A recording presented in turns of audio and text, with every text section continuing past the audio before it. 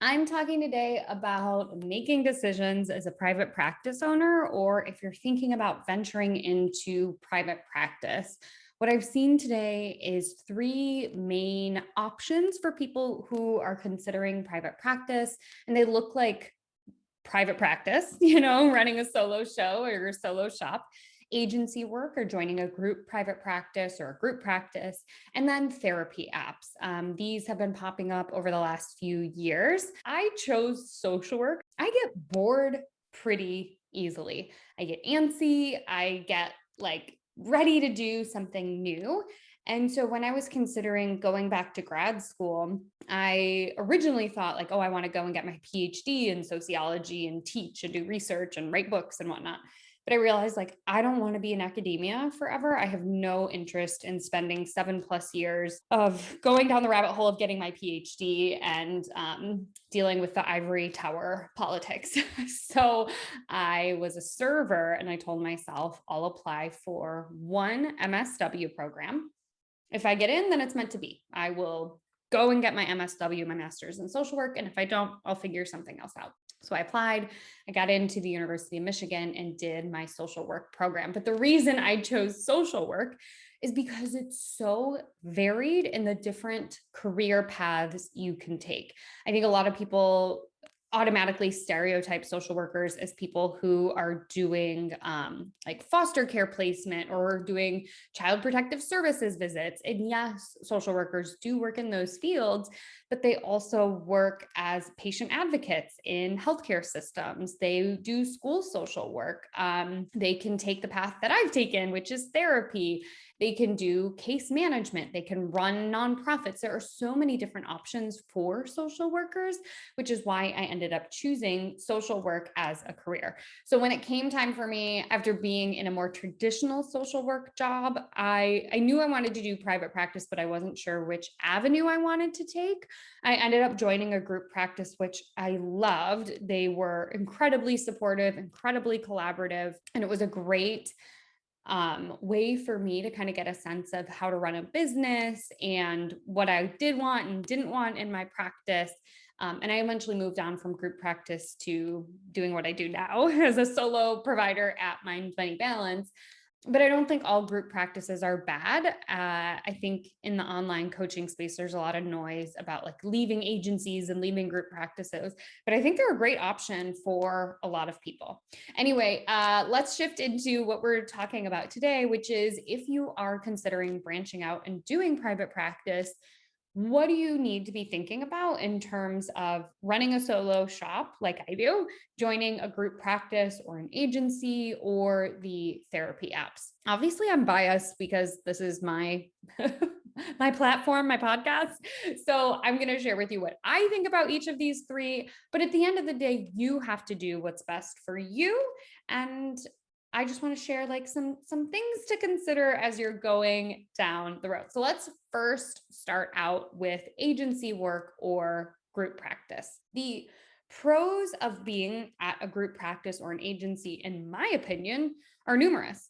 Working at an established agency means you have built-in referrals, so you don't have to worry about marketing yourself as much as you would in a private practice. If you join a group practice or an agency that's already established in your community, they already have that built-in connection with the community, so you can typically build your caseload much more quickly than if you were going out on your own. You also aren't on the hook for potential headaches that come along with being the person who has signed a lease in a commercial property.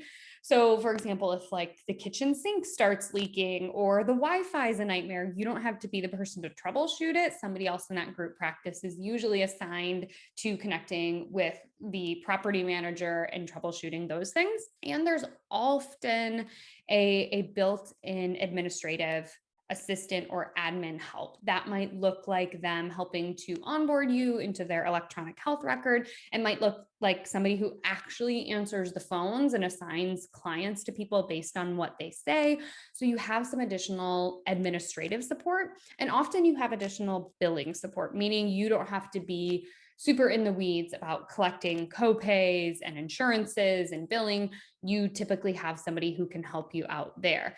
And what I would say nowadays is most people who join a group practice have built in an established web presence. So yeah, you might not get your own website, but you'll typically have a profile page or a biography where you can direct potential clients to or share with other community members. As I mentioned before, I worked at a group practice for years. I really loved it. I felt like it was a really great fit. I'm still good friends with the people who work there. And I left honestly for financial reasons. Being a financial therapist in the pre-COVID world, already I was doing a lot of online work. About 30 to 40% of my clients were online based, just because it's such a unique niche. So I had people doing therapy with me from hours away within the state of Michigan. And I kind of saw the writing on the wall that as I continued growing my financial therapy practice, I wouldn't need as much of a physical office-based presence. And thus, that's why I decided to leave. So the disadvantages or the cons of joining a group practice or being a therapist at an agency is that you often have less autonomy over the types of clients you see, meaning they try to fill your caseload with the people who are calling in and requesting help, because again, they tend to have more established connections in the community. So while they could build your caseload quickly, it might not necessarily be with the types of clients you want to see. Most therapist agencies offer or run off of this fee split model, meaning there's like a 60-40 split or a 50-50 split, meaning the agency keeps 60% of whatever you're billing out hourly, and then you get the remaining 40%. Sometimes it's 50-50, sometimes it's 70-30, but this is the model that I've seen most frequently used. And a lot of group therapy practice owners kind of say like, look, that's the way it is. This is kind of our standard fee split. They sell it saying kind of the way that I've shared with you the pros of joining an agency or a group practice. They say, look, we are preventing you from having to take on that overhead, from having to hire somebody with admin. You don't have to deal with marketing. You kind of show up, we give you a client, and therefore, that's kind of our commission, if you will, bringing you into the agency. I have a lot of thoughts about that. I think there are different ways to do it that might be a bit more equitable, but I would say that is hands down the most frequently used approach that I have seen. So rather than getting, let's say you're charging $100 an hour for a session and you're doing a 60-40 fee split model, you get $40 after that session. And let's remember, you still have to pay taxes on it. So it's like $32 a session, which in my opinion isn't super great. And even if it's the reverse, you get 60% of that. You get $60 a session, but then you take out taxes, you're like at $52 a session, which to me is like fine. But in private practice, as I'll get into, your take home is generally higher. The other cons of of joining a group practice these are not things I've experienced. These are things that I've heard, but the horror stories of being penalized for taking time off. And it might look like if you take time off, you no longer get this like nice office with the window. When I first was kind of toying with the idea of joining a group practice, I was looking at some of the more well-known ones in my area, and they both had this policy that made new contractors who joined their agency work nights and weekends first. And then once they filled up their nights and weekends, then they can move to the daytime. So you're getting kind of like the second shift hours, which to me, again, maybe that works for you working after or evenings and weekends. But for me, I didn't want to build a practice around evening and weekend work. So they kind of, again, just use this language of like, look, that's the way it is. If you want to join our agency, you'll get clients right away, but you have to work from, 5 p.m. to 10 p.m. and weekends. So that just like doesn't feel super good to me. And then finally, most therapists who join a group practice are contractors, meaning they are 1099 employees. They're not W-2 employees, which means they do not have access to things like paid time off. They don't have access to things like healthcare. They don't have access to things like retirement contributions.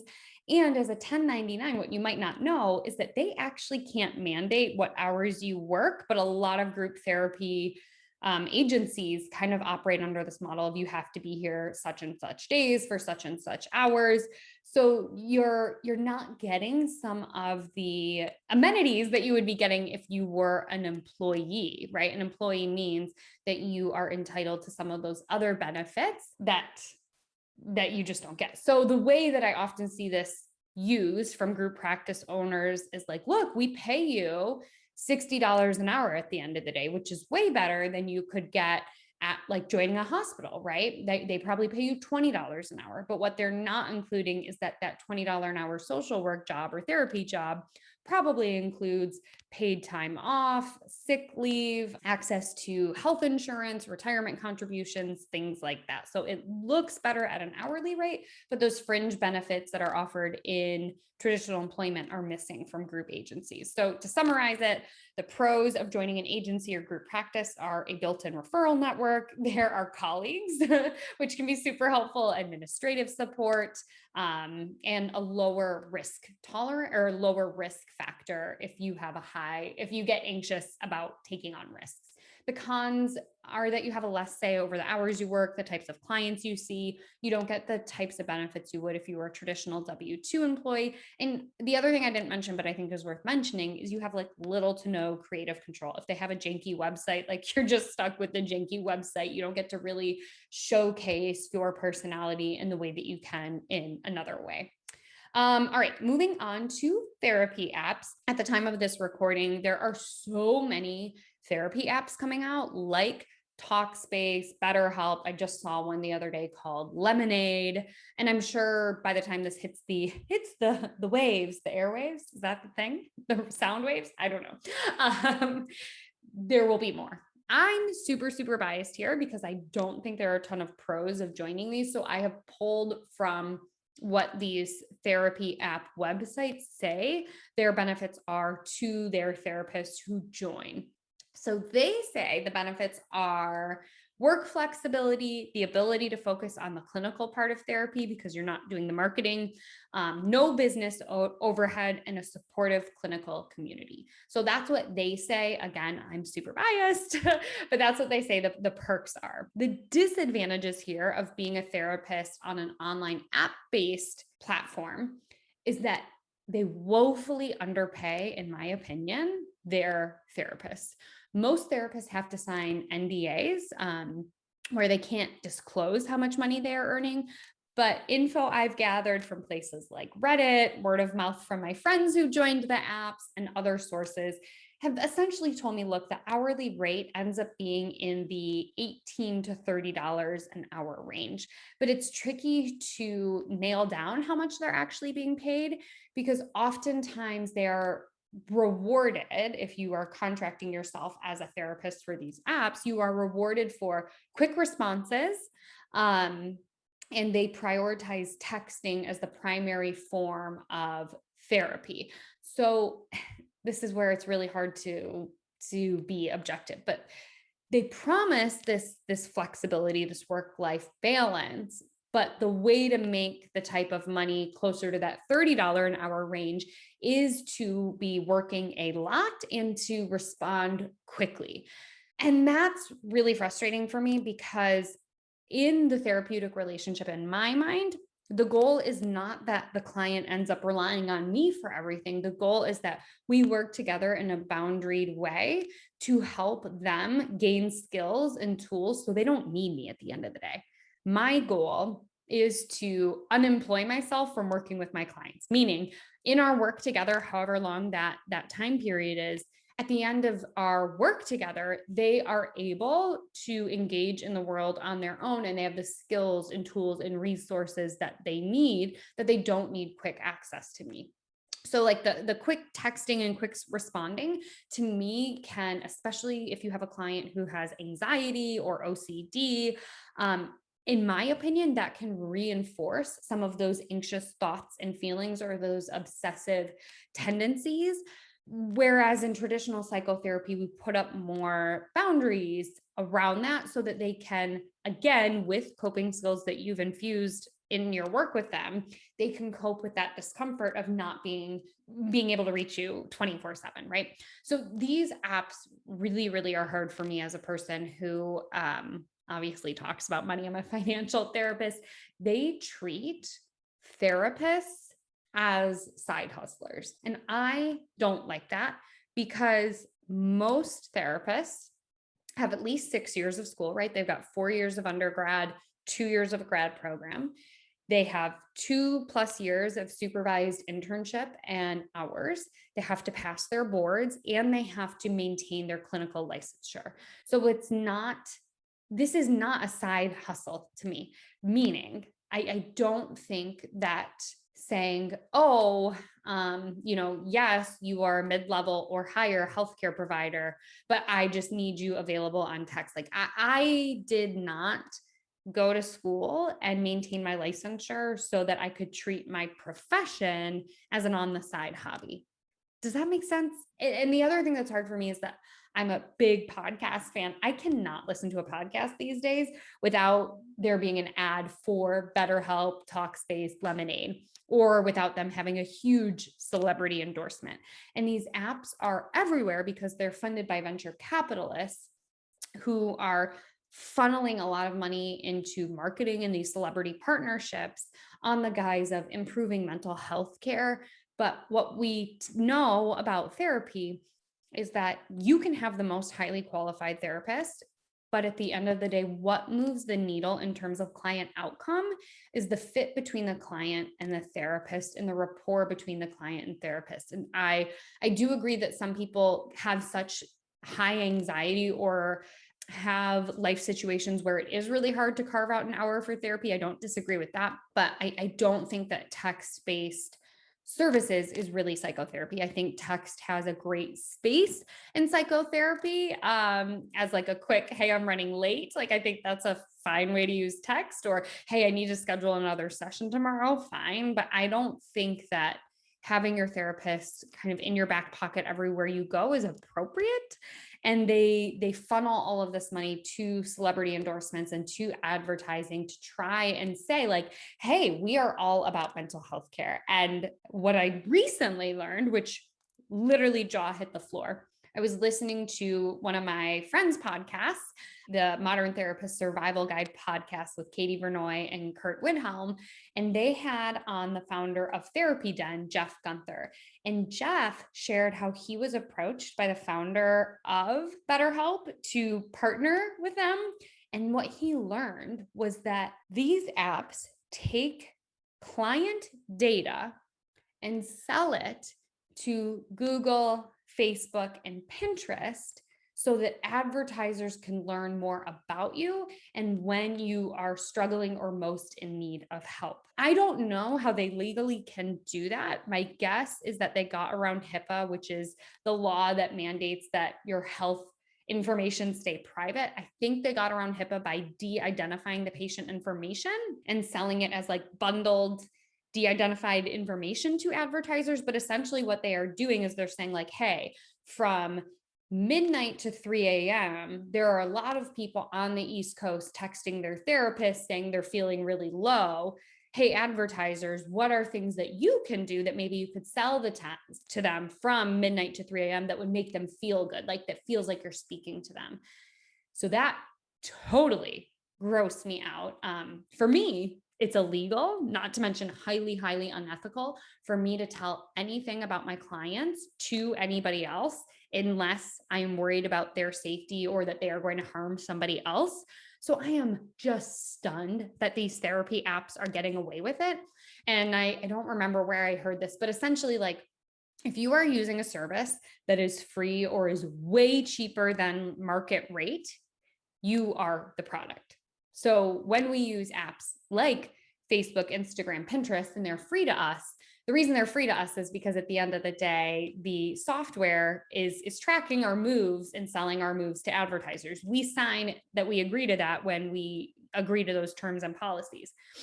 But as a therapy seeker myself, I would hate to know that in my most anxious moments, my darkest moments, my most vulnerable moments, when I think I'm reaching out to my therapist, yes, I am reaching out to my therapist, but somebody else is collecting my data to mine it and sell it to other people. I I cannot in good faith join one of those apps because I would lose my license if I did anything remotely close to that. And again, not to mention that it's illegal for me, it's also highly unethical.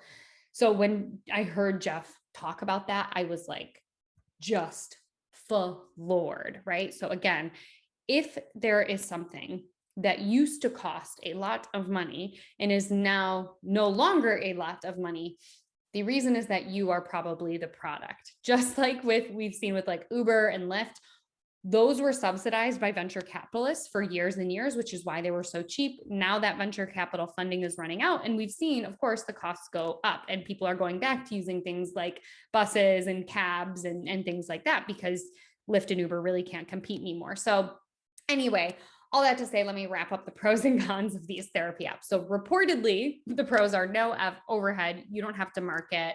And you don't have to deal with the office space. And the cons, in my opinion, are low pay. They're commodifying mental health care providers, reinforcing low wages and side hustling, and doing things that I believe are highly unethical. Moving into the pros and cons of private practice, I obviously am biased here because that's what I do. The pros of private practice counseling are that you get to be your own boss. You get to say yes to seeing aligned clients, saying no to clients that aren't a good fit for you, setting fees that can assure that you can take care of yourself financially and sustainably, work the hours that you desire, set up your shop in a home office like me, or in a cool part of town that feels good, et cetera, et cetera.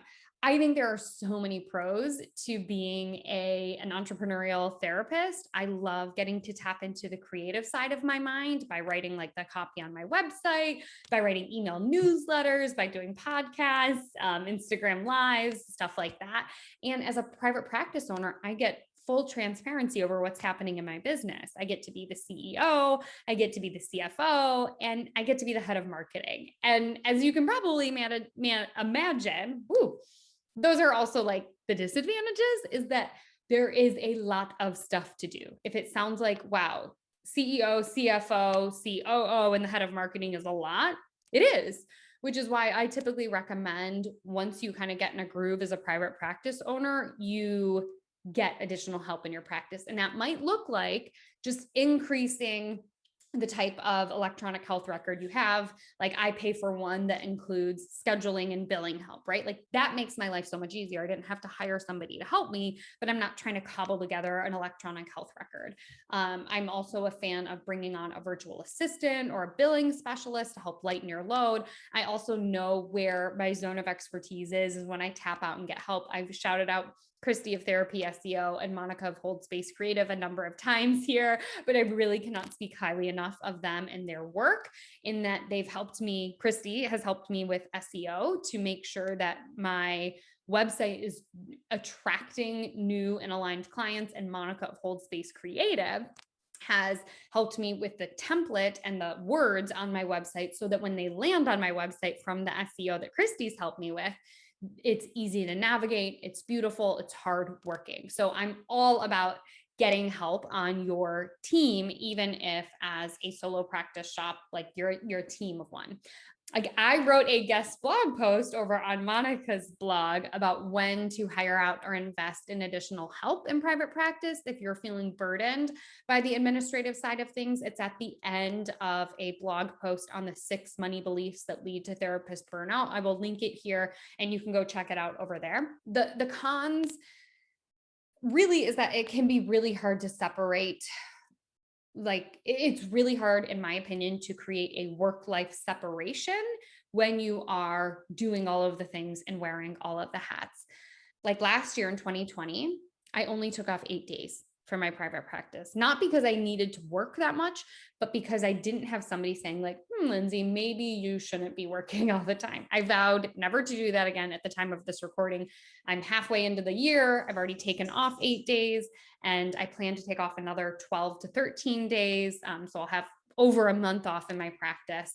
But I think if I were traditionally employed or working at a group practice, I wouldn't have that same type of guilt about taking time away from my work or for my clients. So, in summary, the pros of being a private practice owner is that you get to run your practice the way that you want. You get to set your fees. You get to decide whether or not you take insurance or do sliding scale, do group, do one on one, do couples, whatever. You get to work with your ideal clients, have creative freedom.